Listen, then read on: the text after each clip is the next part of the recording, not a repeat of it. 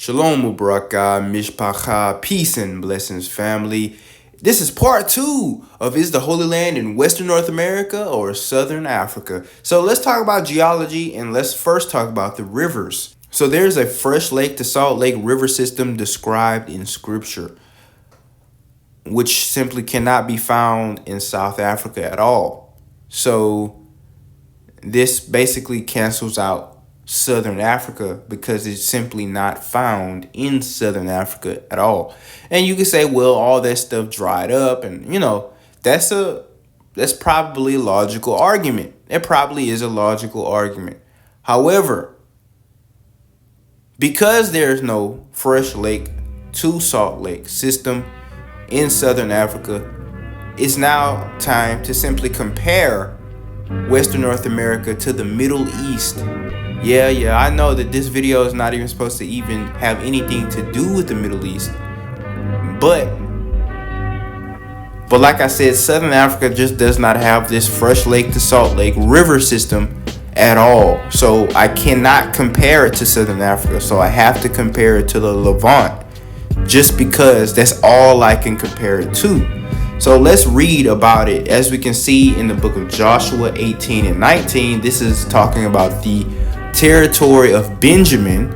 It's describing the territory of Benjamin, and let's see what it states. It says, and the border passed along to the side of Bethogla northward, and the outgoings of the border were at the north bay of the Salt Sea at the south end of Jordan. This was the south coast. So the south coast of Benjamin was at the north bay of the Salt Sea, which was also the south end of Jordan. As we can see, that matches the Middle East, because in the Middle East, the southern part of the Jordan River does indeed flow into the northern part of the Salt Sea, which they call the Dead Sea. So that matches the Middle East. Again, this cannot be found in Southern Africa at all. Now, in Joshua 13 and 27 is talking about the territory of the tribe of Gad. And it says, and in the valley, Beth Haram and Beth Nimrah and Sukkoth and Zaphon and the rest of the kingdom of Sihon, king of Heshbon, Jordan and his border, even unto the edge of the sea of Kinnereth on the other side, Jordan eastward. So pay attention to the part that said Jordan and his border, even unto the edge of the sea of Kinnereth on the other side, Jordan eastward. So the Sea of Kinnereth is the border of Jordan. Okay, that's the first thing that we need to understand, because the Sea of Kinnereth is that lake that the Jordan River flows out of until it flows into the Salt Lake. Okay, and that matches the Middle East, because in the Middle East, in the Levant, we see that there is a fresh lake, which would have been the Sea of Kinnereth, but it was called Lake Tiberias, and today it's called the Sea of Galilee. Okay, and that flows into the Jordan River, which then flows into the Dead Sea. So that matches Scripture. This part does not match the Levant at all. It says, even to the edge of Kinnereth on the other side of Jordan, eastward. So according to Scripture, the Sea of Kinnereth is supposed to be on the other side of Jordan, eastward. So with that being said, that does not match the Levant, because in the Levant, we can clearly tell that there is a straight line from north to south when it comes to this fresh lake to Salt Lake river system. However, when we're looking in the Utah, Idaho region, the Bear Lake to Salt Lake river system, or the Bear River basin, we can see that Bear Lake, which would have been the Sea of Kinnereth, is on the east side of the Jordan. And the Bear River, which was originally known as the Jordan River, also is partly fed by the Bear Lake. Now, the Bear Lake is shaped like a harp. It's shaped like a skinny harp that our ancestors would have used, because we know that our ancestors played the harp. that only had 10 strings. Harps today have like 20 strings, 21 strings. So harps today are wide. Harps in ancient times would have been more narrow, right? More bow shaped. And Bear Lake is shaped like a harp, a narrow harp. And the word Kinnereth comes from the Hebrew word kanor, which means harp. So it's shaped like a harp. But not so fast. The Sea of Galilee is also shaped like a harp. And actually, the Sea of Galilee might look more like a harp than Bear Lake. But here's the thing about the Sea of Galilee. The Sea of Galilee is relatively new. In ancient times, the entire Jordan River basin would have been filled with a lake called Lake Lisan. Now, around the time of King Thutmose III of Egypt, over there in Northeast Africa, there was a whole bunch of dams being set up along the side of the Jordan River basin.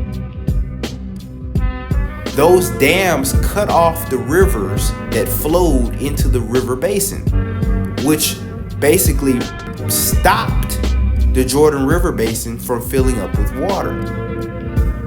This was done for agricultural prosperity in the Jordan River basin, as well as travel.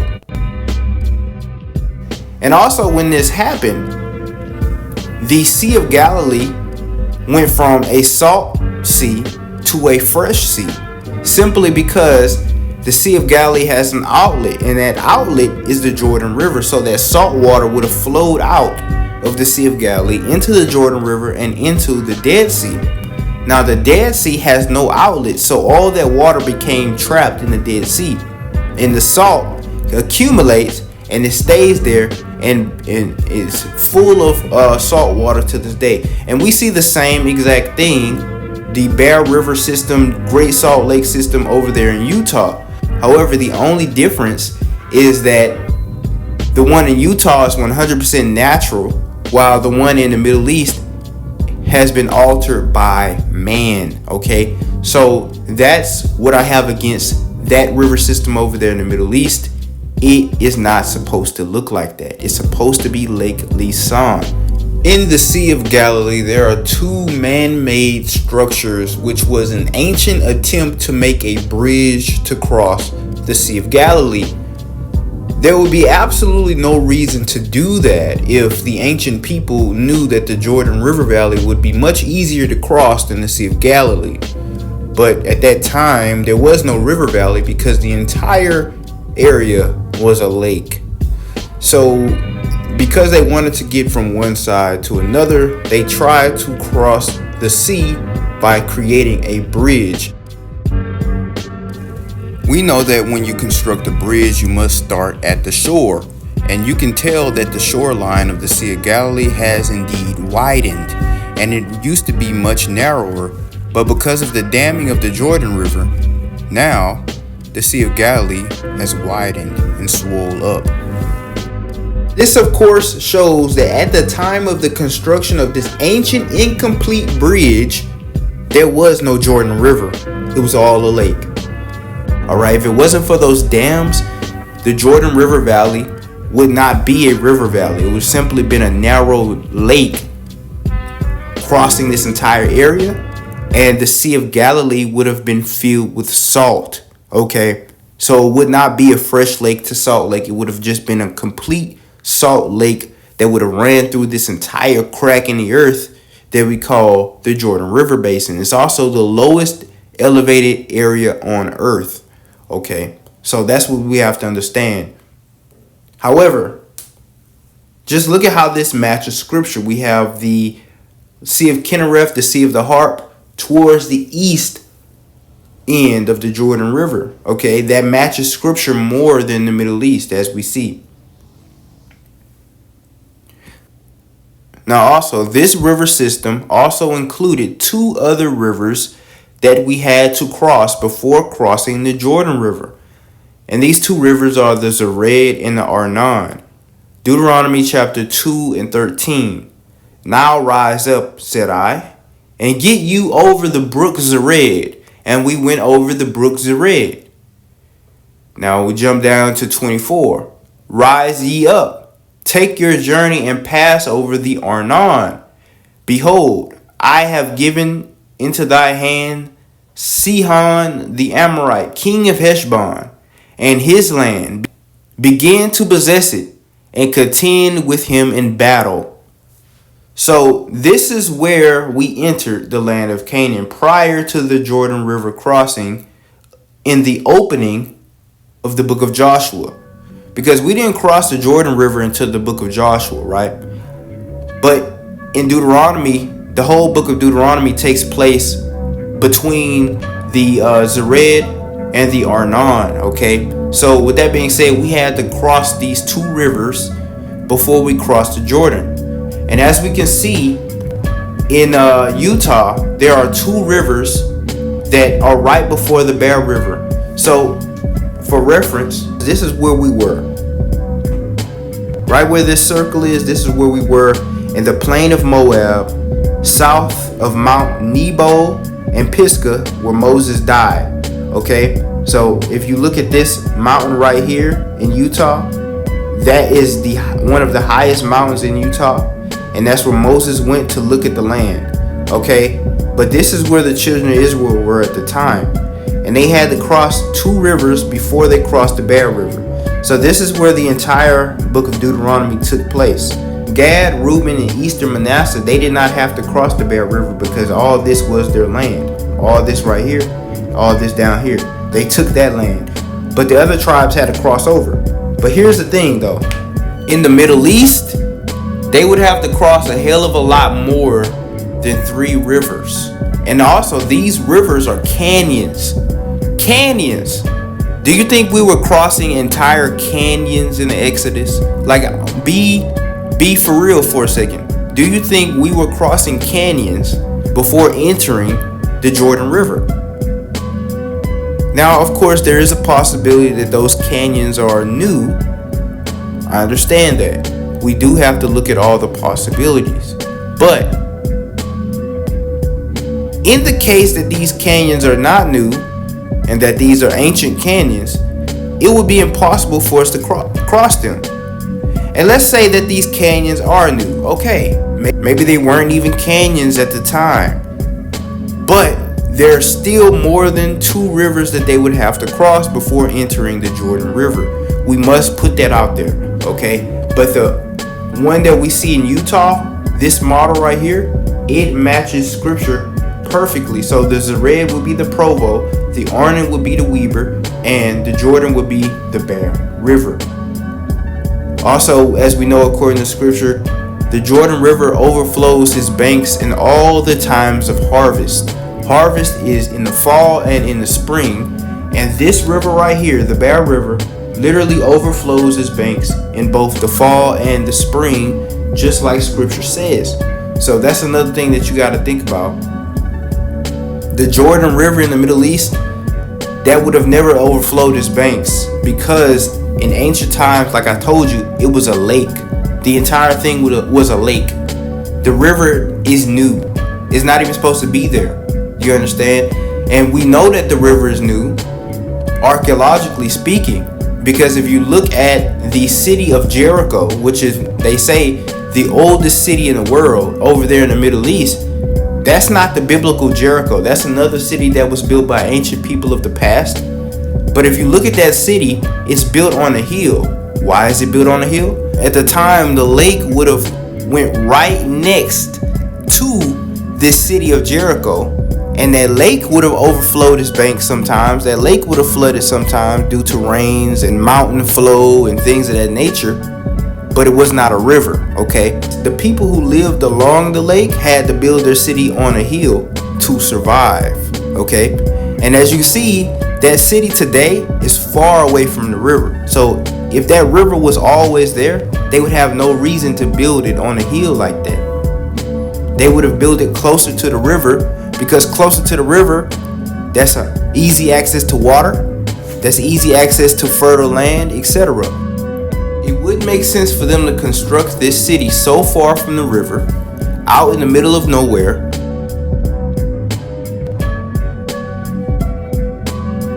and then constructed on a hill. The water would have had to be closer to them at the time. Again, that was a lake back then, not a river. So the entire Middle Eastern model is destroyed just because the Jordan River, as we know today, is new. Genesis 15 and 18, it says, "In the same day Yahuwah made a covenant with Abram, saying, Unto thy seed I will give this land, from the river of Misraim unto the great river, the river Euphrates." So our land should be between the river of Misraim and the Euphrates. So here's what we have to understand. In Africa, right? In Africa, the river of Misraim would of course be the Nile, right?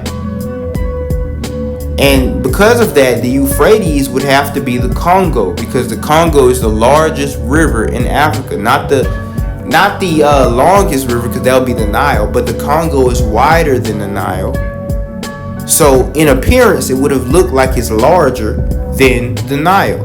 So with that being said, the Congo River, if our land is in Africa, the Congo River would be the Euphrates. But that would put the land of Canaan in Central Africa and not South Africa. In South Africa, that doesn't make sense, because in South Africa we have the Limpopo and the Orange River, and these rivers are in no means great. They're not long and they're not wide. So it wouldn't even make sense for that to be called the Great River. And no, these two rivers did not connect, because there is a mountain range right in between that both these rivers flow out of. So if we were saying that Africa is the land, we should really be looking in Central Africa, because in Central Africa, this is the only part where the river of Egypt and another great river are in the same vicinity for you to have land right there. Right, this will be the Great Sea, the Atlantic, and all this other stuff. But the problem with that is the Congo is one of the most fertile areas on earth. The land is definitely not supposed to be extremely forested and rainforest and gorillas and chimpanzees and stuff like that, right? So that doesn't add up. So in the Middle East, this is what we have, as we know. This whole territory should be the land of Canaan, between the Nile and the Euphrates. Okay, now I want you to understand that the Euphrates in Hebrew is Parath, not Euphrates. Euphrates is the name of this river over here in the Middle East, but the translators put Euphrates in place of Parath because this is the river that they knew to be in the area that they wanted us to believe the Holy Land was. So they replaced the word Parath with Euphrates. Okay, the two do not even correlate at all. But in America, this is how it would look, right? The river of Misraim would be the Colorado River, and we're going to talk about that in depth in just a minute. And the Euphrates would be the Mississippi River. As you can see, the Euphrates compasses the Holy Land to the north and to the east, while the river of Egypt compasses the Holy Land to the south. Okay, so this is the land of Canaan right here in between the two rivers. What we must understand is that the word Egypt, that's an African country. So when you read Egypt in scripture, that's an African country. Okay, in Hebrew it does not say Egypt. In Hebrew it says Misraim. Okay, Egypt is a Greek word, Egypticus. It means bondage. Okay, the original name of Egypt in Africa was Kemet or Ramat. Okay, two names, Kemet or Ramat. The Egyptians sometimes even called themselves the Puntites, toward the south. Okay, so with that being said, they never called themselves Misraim. You cannot find me any historical context where the Egyptians themselves, out of their own mouth, called themselves the Misraimites. It's not there. Misraim was not a term applied to Egypt until the Christians and Muslims were introduced into that territory. Misraim, that's an American word. Literally, the languages of the peoples in the Americas show the word and an etymology of the word of Misraim in a lot of their other words. For example, we got the Mississippi River right here. It means great river in the Anishinaabe language. Then we have the state of Missouri. Just like in Africa, the Arabs call Egypt Missouri. All right. Guess what? The Arabs are doing that because they got the Quran, which came from the Torah. But the Torah was originally written in Americas, and the American Indians of this area who spoke the ancient Misri dialect, they had a territory which they called Missouri. If you were to put an M at the end of Missouri, now you have Misraim, which is very similar to the Hebrew word Misraim. Okay? This area was also called Tamari, which scholars know to be the biblical territory of Egypt or Misraim. So we got to get into some facts for a second. Yeah. Egypt is in Africa, but Misraim is in America. So we have to know the difference. So the Colorado River is not the river of Egypt, but it is the river of Misraim. We have to know the difference. Now, the Euphrates is the north and the east of our land. And we can see that in Scripture. It says, Jeremiah chapter 46:6, let not the swift flee away, nor the mighty man escape. They shall stumble and fall towards the north by the river Euphrates. Okay, this is what Jeremiah is telling Pharaoh Necho, king of Misraim, when they went against the army of Babylon. When Babylon came down and started to stand right here when they were about to conquer Misraim. Misraim had to go north to Euphrates to fight against these people. So that shows that the river Euphrates, or the Parath River, had a northern territory over both Canaan and Misraim.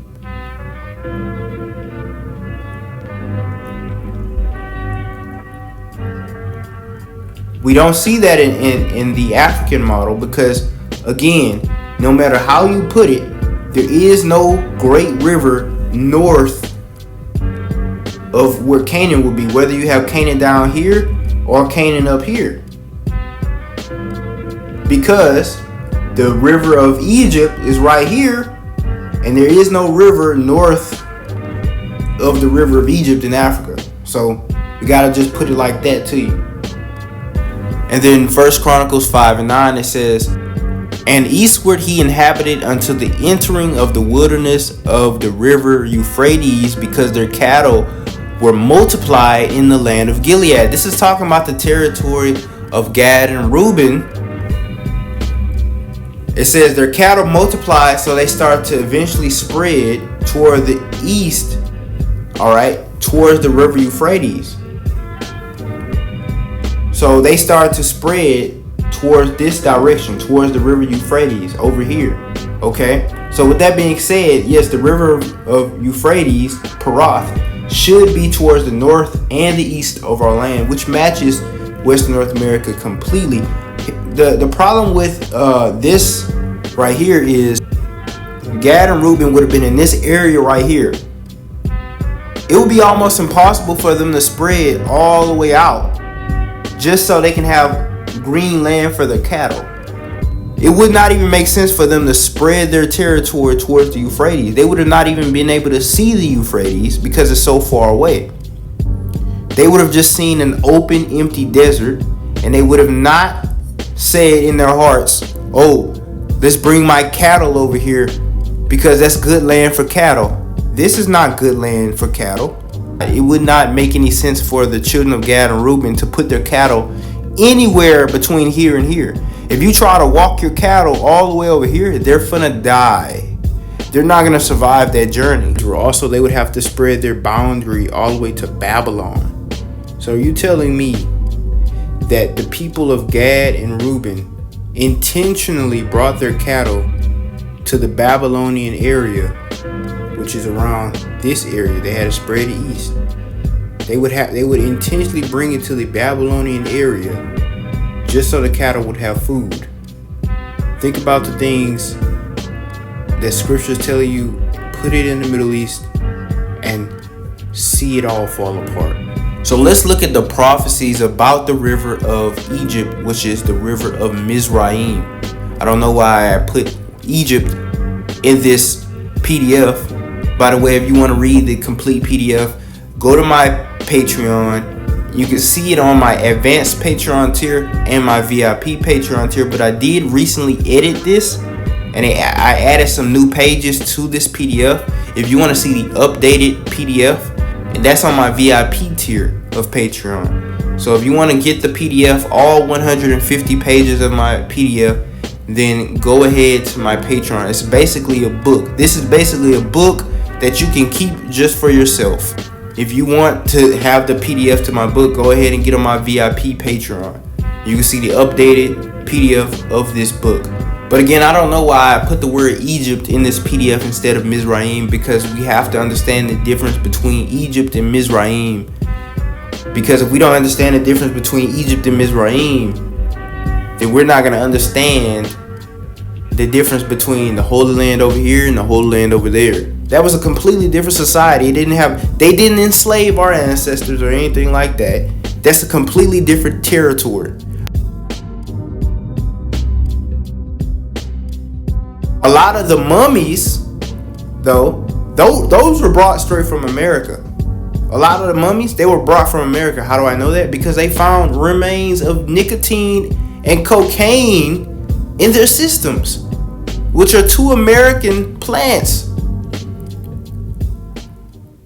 Yeah, it's possible that they could have been trading with the Americans, but I see that as a reach, not to the extremity that multiple Egyptian pharaohs in Egypt. By the way, in Egypt they didn't even call themselves pharaohs. That's another story.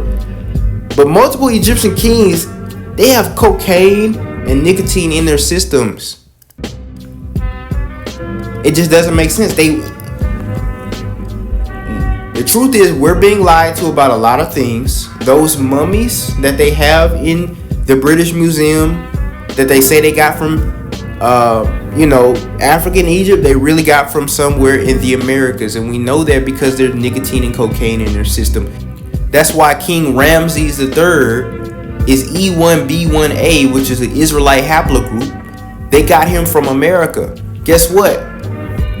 That means that the children of Israel, when they were in captivity in Misraim, at some point one of the children of Israel must have had sex with a Misri woman, okay, and had a child who had a child who had a child who eventually became the king of Misraim. And they took that mummy and brought it to the British Museum and said, look, this is Ramses III. He came from Africa. He's E1B1A. No, okay. E1B1A is new in Africa. It originated in America. And I'm going to be talking about that in another video. You got the receipts. We examined the chemicals that they found in their bloodstream. These people have cocaine and tobacco in their bloodstream. Those are American plants, bruh. We can't make this stuff up, man. We cannot make this stuff up. Anyway, it says in Isaiah chapter 19, verse 4, and the Misris I will give over into the hand of a cruel Lord, and a fierce king shall rule over them, saith Yahuwah of hosts. And the waters will fail from the sea, and the rivers shall be wasted and dried up, and they shall turn the rivers far away. And the brooks of defense shall be emptied and dried up, and the reeds and flags shall wither. The paper reeds by the brooks, by the mouth of the brooks, And everything that is sown by the brooks shall wither, be driven away, and be no more. The fishers shall mourn, and they that cast angle into the brooks shall lament, and they that spread nets upon the water shall languish. Moreover, they that work in fine flax, and they that weave networks shall be confounded, and they shall be broken in their purposes thereof, all that make sluices and ponds for fish. So what do we see about the river of Misraim? It says it should be wasted and dried up to the point where all the grass that grows along the side of the river is going to dry up, it's going to die. All the papyrus, the ancient papyrus that used to grow along the side of the river of Misraim, that's going to go away. You're not going to be able to get those fish anymore. And it says, I will turn the rivers far away. What does that mean? Now, there's two interpretations that you can take. One interpretation is when you're standing on the outside of the bank and you're looking deep into the canyon just to find the river, guess what? That river is now far away from you. It's not close to you like it was when the river was high up. All the land on the outside of the river collapsed and fell into this canyon. And it collapsed all the cities on the outside of the river, and they fell into the earth. That's how Yah destroyed Misraim. The rivers are turned far away. Another way you can look at this scripture is by the damming. The damming that the white man today has put upon the Colorado River, and that changed the courses of the river. Because notice that it says they shall turn the rivers far away. So it indicates that maybe some people in the future will change the course of that river. They didn't do that in the Nile. They only did that with the Colorado River, aka the Grand Canyon. And as we see today, the Nile River, there's still a lot of animals. There's still animals in the water and outside of the water, okay? It says, neither shall the foot of man trouble them anymore, nor the hoofs of beasts trouble them. So it cannot be the Nile. If we believe Yah's words to be correct, and if we believe every word from the voice of Yah, then we also must believe that the Nile does not fit this description, because the Nile still has men along the sides of it, inside of it. It still has animals along the side of it, inside of it. And then verse 14 says, then I will make their waters deep and cause their rivers to run like oil, saith Yahuwah Elohim. Now this is important. It says, I will make their waters deep. What does that mean? It's talking about a canyon will form. This is why the fishermen will be confounded. Okay? This is why the fishermen will be confounded, because you cannot cast nets and cast an angle into a canyon. That canyon is so deep that you can't go fishing in it from the bank like in ancient times when the water was to the level of the bank and you can easily go fishing in it. No. So that's why the fishermen will be confounded. They that cast nets shall lament, because they can't cast net. They can't fish in a canyon. He said, I will make their rivers deep. That means he will cause this river to form into a canyon. And that's what naturally will happen when the plants dry up on the outside of it. And it says the brooks of defense will be emptied and dried up. So there's a lot of things that we can take from this verse right here. And it talks about multiple brooks, multiple rivers being a part of the river of Misraim. Okay, a whole bunch of little tributaries, a whole bunch of little streams that would have flowed into the river of Misraim, and some of them they call the brooks of defense, which would have been the brooks on the outside of the outskirts of Misraim. Okay, as you can see, the Nile River is still very beautiful. It has a lot of green plants growing along the sides of it, and papyrus can still be found near it. By the way, papyrus, guys, is a very widespread plant on earth. When people think about papyrus, they think about Egypt in Africa, but papyrus can be really found in many places on earth. It can be found in Asia, it can be found in Africa, it can be found in the Americas. The Aztecs and the Mayans have texts that they wrote on papyrus scrolls. The Grand Canyon would have originally had papyrus growing in that area as well, but today it's all dried up. Now, what happens when you have a huge river, right? And all the green things on the outside of that river dry up. Well, the riverbank of any river is supposed to have plants on the side of it. Because what do the plants do? The plants maintain structure to the soil. When the plants have roots that dig deep into the soil, that makes the soil compact so that the river can't just waste away the soil. It makes the outside of the river really strong to hold that river in tight. Now, when the plants dry up, the soil on the outside of the river get really weak to the point where the river, the force of the waves of the river would eventually collapse the riverbank, and it will eventually form a canyon. Canyons form because you have a river with no plants on the bank. So with that being said, the Grand Canyon would have formed as a result of y'all drying up all the plants on the outside of the river of Misraim. That's how the Grand Canyon formed. So, Ezekiel 32 and 13, it says, I will destroy also the beast thereof from beside the great waters. So this is also talking about the river of Misraim. And the Grand Canyon matches this description in both Isaiah and Ezekiel perfectly. There's no people there. There's no animals there. Birds don't even fly over that land. There's no green things in that area at all. That area is wasted and destroyed. It says, I will make their rivers deep and cause their rivers to run like oil. What does that mean? That means their rivers won't even flow as fast as they used to. Why not? Because they don't have that same current anymore. They're all thin, and there's parts of it where the river is dried up and they'll just run like oil, right? And in verse 15 says, and I will make the land of Misraim desolate, and the country shall be destitute of whereof it was full. So in ancient times it was full. Now it's going to be deleted of all things.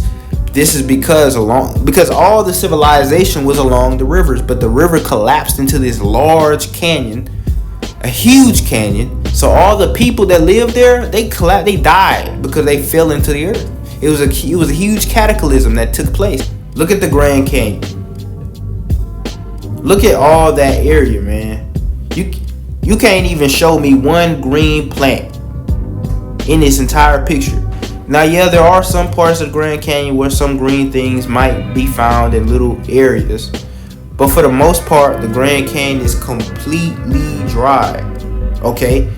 There is barely any animals.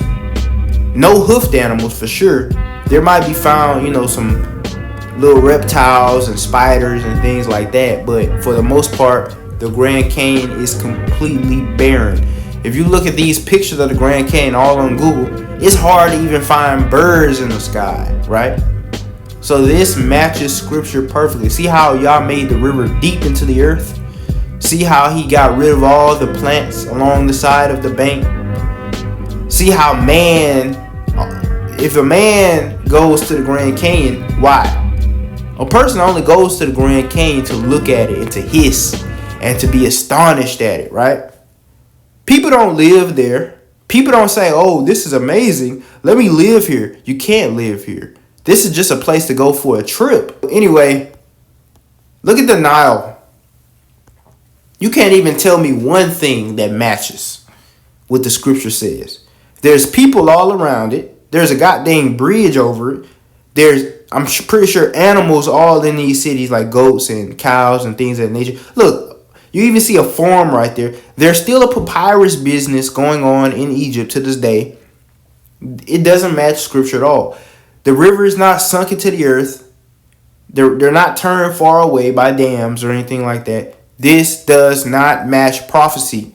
Therefore, To believe that this is the river of Misraim is to call Yah a liar. It will be blasphemy. Okay? Literal blasphemy. If you say that, oh, I still think this is the river of Misraim, then you do not believe the words that come out of Yah's mouth. You do not believe it one bit. That's blasphemy. That's calling Yah a liar.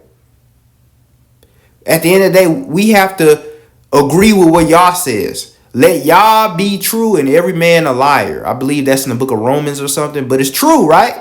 Let what Yah said be true and let every man be a liar, for real.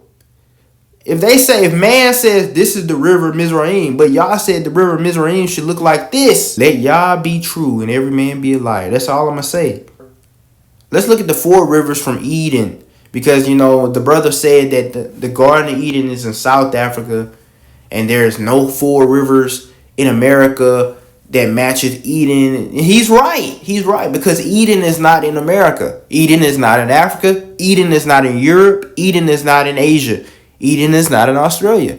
Eden is not in any of the known continents. When we go to the book of Genesis chapter 3 verse 24, it says that Yah put cherubim with flaming swords at the entrance of Eden so that no man can go into Eden and eat from the tree of life. So what does that mean? That means the Garden of Eden is off limits to man, which means that you can't go to Eden. You understand? The true location of the Garden of Eden is in the North Pole. And you still can't go there because if you're not on the right frequency, the right vibration, then guess what? You're not going to be able to see it because even though it's on Earth, it's not on Earth. It's in another dimension. And that's another, topic that I don't want to get into. Let me just say that there's a portal right here in the Arctic that only opens for those who are on the right frequency. Okay? And that's all I'm going to put it. That's all I'm going to put it. I don't want to really go into detail. If you want to learn more, I'm writing a book on it called Uncharted Territory. It's going to be published very soon on Amazon.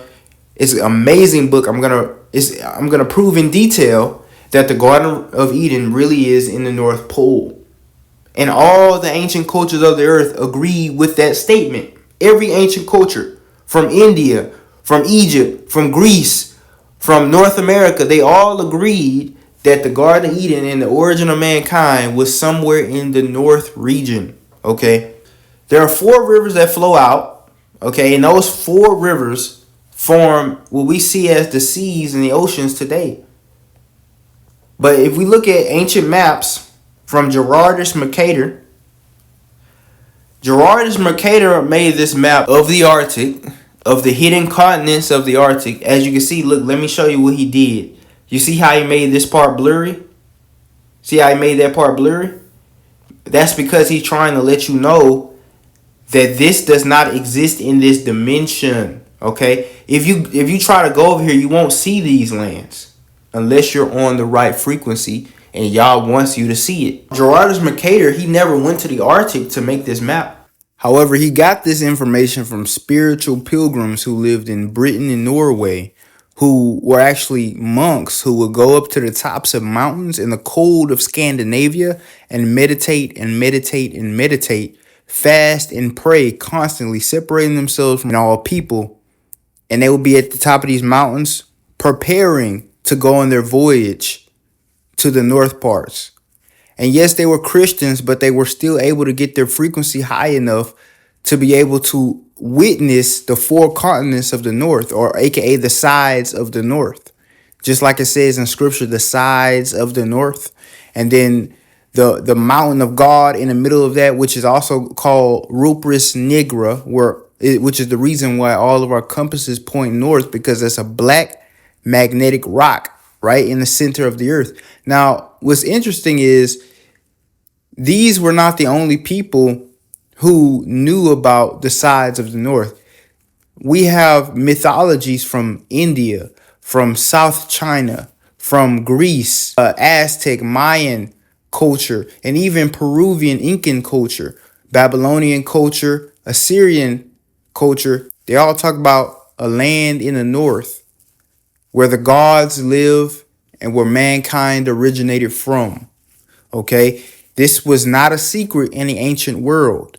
Okay, we all knew about this because this is where we all came from. There's a portal up there, and even after your frequency gets high enough for you to make it past that portal and you get into the sides of the north, you still won't be able to get to the actual Garden of Eden, because that's where the cherubim are with the flaming swords, and they're not going to let you in. Y'all had to hide this area from us. In Hebrew, the word north is Zaphon. Zaphon means hidden area. Okay? Y'all had to hide the northern regions from us so that we cannot enter into it. If you go too far north, you'll see the aurora borealis in the sky. That's the flaming swords. That's the energy from the flaming swords radiating and spilling out into this dimension. All ancient complete world maps that date before the 17th century depict a continent in the center of Earth with 4 distinct rivers originating from a mountain in the center of the continent. Several cultures around the world share a common belief about a holy region in the middle of the Earth at the North Pole. The Celtics called it Avalon. The Buddhists called it Jambuvita. The Hindus called it Shambhala. The Greeks called it Hyperborea. And the Hebrews, of course, called this area the Garden of Eden. At one point, all the continents of the earth were connected into one large supercontinent. And it wasn't until the time of Peleg, Genesis 10 and 25, that all the continents separated into their modern positions. And when those continents separated, 3 of the 4 rivers that were mentioned in Genesis 2 actually became the oceans of the earth. That's because these rivers were connected to the fault lines of the earth. And when Yah opened up the mouth of the deep to create the flood, the continents started to separate slowly. And then in the time of Peleg, they separated a lot and formed the oceans that we see to this day. So the Python did indeed form the Pacific.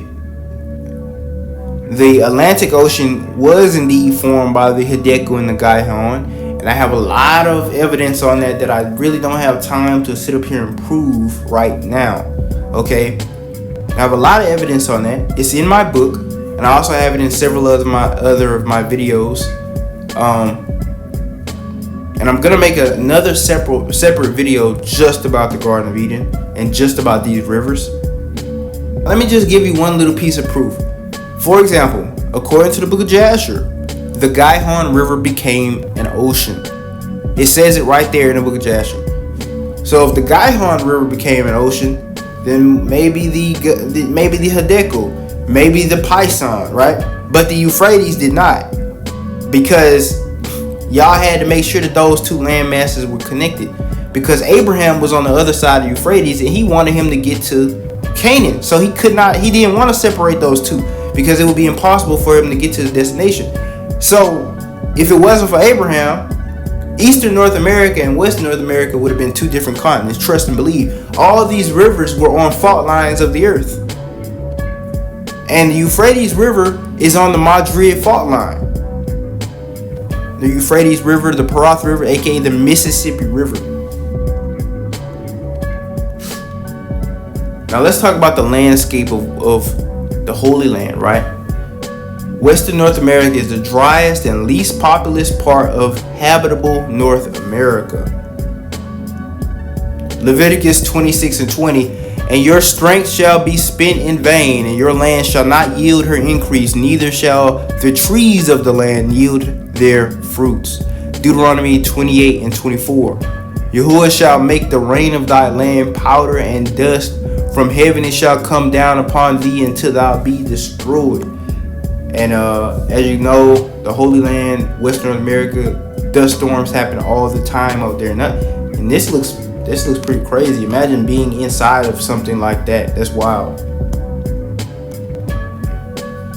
Leviticus 26 and 22. I will send wild beasts among you, which shall rob you of your children and destroy your cattle, and make you few in number, and your highways shall be desolate. Now, this is a historic Indian trail in Nevada, and there's a whole bunch of Indian trails in Western North America that were created by the people who lived before the Europeans made it to that land. And these are trade routes for the ancient people. Roads are older than you think.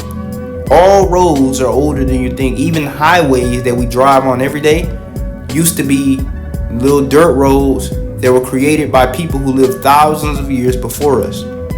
Roads are older than you think. Okay, people? I want you to understand that. Now, desolate means empty. So he make our highways empty. So people don't walk on this too much, right? Like they did in ancient times. They would have been full of camels and people on chariots and horses. You don't see that today. Leviticus 26 and 34. Then shall the land enjoy her Sabbaths as long as it lieth desolate, and ye be in your enemy's land. Even then shall the land rest and enjoy her Sabbath. Look at the land resting and enjoying her Sabbath.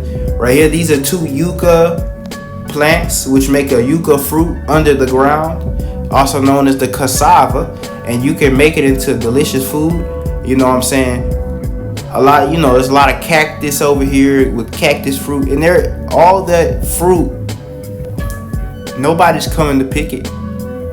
The land is enjoying her Sabbaths. And the minerals, this is a really important topic because y'all said that the Holy Land is the glory of all lands. So what does that mean? Why did y'all say that the Holy Land is the glory of all lands? Because the Holy Land has more of pretty much everything that people love. And we're going to talk about it. So silver. Where's most of the silver on earth? The largest and widest range of silver is in Western North America. Okay? Gold. We see the exact same thing. Western North America. Thing with iron. Look at that. Most iron is found in Western North America. And look, Judges 4 and 13. And Sisera gathered together all his chariots, even 900 chariots of iron. Guess what? This was the Canaanite army. Okay, so they were in the land of Canaan with 900 chariots of iron. Do you know how much iron that takes? Guys, that's so many chariots of iron that we could probably find those chariots today, but too bad iron decomposes into iron oxide, aka rust, and it breaks down into soil, so it will probably be hard to find them today. However, this is very impressive, and it can only be established in Western North America, where all the iron is at. Copper. We see the same exact thing. Western North America. In fact, the largest copper mine on the planet is in Utah. And let's read some more about copper. By the way, the source of these are from databyou.com, which is a trusted source, by the way. Now, copper is the brass of Scripture. If we go to Scripture and we see the word brass and we look at the Hebrew, it's nechosheth, and it means copper. Because they didn't use brass at that time. Brass didn't come to way later. Brass is what you get when you mix copper and some other metals together. In Exodus 27 alone, we use copper to make the pins and the sockets for the tabernacle, the horns for the altar, the pans, shovels, flesh hooks and bowls, rings, staves for the altar, and the laver for water. All this was made out of copper. And again, copper is found in a huge concentration in Western North America. Let's look at obsidian stone, which is the sharpest material on earth. Exodus 4 and 25. Then Zipporah took a sharp stone and cut off the foreskin of her son and cast it to his feet. Now this is what you gotta understand. Obsidian is the only stone that you can cut off a foreskin with. You can't cut off a foreskin with any other type of stone. It's sharper than any blade that you can make out of metal. Okay? Where is obsidian found? Oh my goodness. As you can see, these are the numbers of mines of obsidian in the world. And just look at that, man. Western North America has 393. That's crazy. If you look in modern Levant, the Middle East, Arabia, there's none. So what was Zipporah doing in the Middle East, man? Was she finding some clay rock and trying to cut off a foreskin? Nah, it don't work like that, man. Map of obsidian stone sources in the United States. Look at that, man. 393 dots all over Western North America. So let's talk about tar pits, man. Tar pits are basically pockets of crude oil that come out of the Earth's crust. And they're very sticky. A lot of times they're really hot. And if you go inside of them, you get stuck. And there's really no way to get out. Genesis 14:3, it says, all these were joined together in the vale of Siddim, which is the salt sea. Okay? Siddim is the salt sea. Okay? And the vale of Siddim was full of slime pits, which are tar pits. And the king of Sodom and Gomorrah fled and fell there. And they that remained fled to the mountain. So the kings of Sodom and Gomorrah ran into these tar pits. They got stuck. And that's how they died. But it says basically that the salt sea was full of tar pits. Okay? Now this is what you have to understand, man. Look at this map of all the tar pits on Earth. This is all of them. They're not that common. They're very rare. But what they're not showing on this map is the one that's underneath the salt sea of Utah. Let's talk about that. All they're showing is the ones in California. But let's see what they found in Utah. So this is an article. It says the reason why the remote area has gotten more attention recently, is talking about the Salt Lake of Utah, however, is the emergence of tar around the shoreline as the water levels of the Great Salt Lake have got lower and lower. Tar pit opening up on the shore of the Great Salt Lake. Okay? When the water started to recede from the Salt Lake, they're starting to notice on the shore there's tar pits. So when you try to go into the shore of the Salt Sea and you step in the wrong spot, you can get stuck inside of this, just like it says in Scripture. This can't be found in the Middle East. It can't be found in Africa or none of those places, man.